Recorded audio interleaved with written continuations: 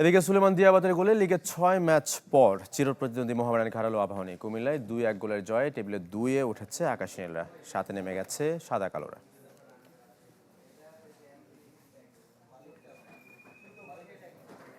শুক্রবারের বাকি ২ ম্যাচে জামাল ভুঁইয়ার জন্মদিনে ফকিরের পুলকে ২-০ গোলে হারিয়েছে তার ক্লাব ব্রাদার্স। একই ব্যবধানে পিডব্লিউডির কাছে হেরেছে রহমতগঞ্জ মুসলিম ফ্রেন্ডস সোসাইটি।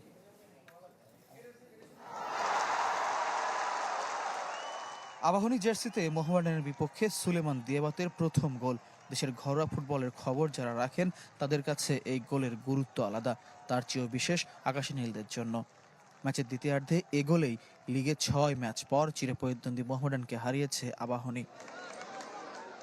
তবে ম্যাচের শুরুটা সাদা কালোদের।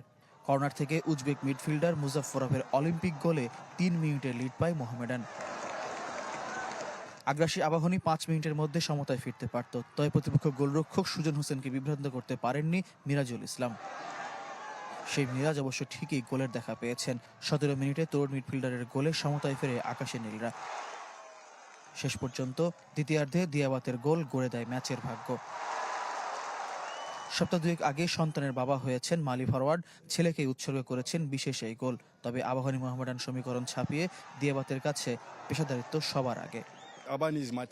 আমি এখন আবাহনীর ফুটবলার, আমাকে আবাহনীর জন্য গোল করতে হবে, এটাই আমার দায়িত্ব।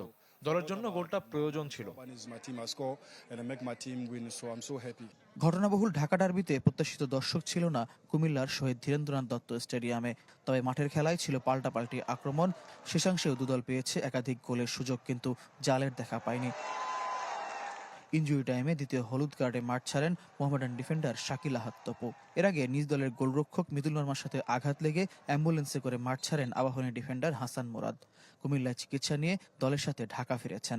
মুরাদ আমাদের গোলকিপারের সাথে লেগে একটা ইনজুরি হয়েছিল, তার একটা দাঁত ভেঙে গেছে।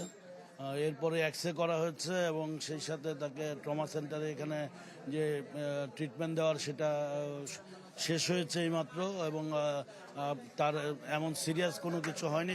১২তম রাউন্ডে সাদা কালোদের হারিয়ে লিগ টেবিলে ২-এ উঠেছে আবাহনী, আর সাথে নেমে গেছে ডিফেন্ডিং চ্যাম্পিয়ন মোহামেডান। ফয়জুল ইসলাম, চ্যানেল 24, কুমিল্লা।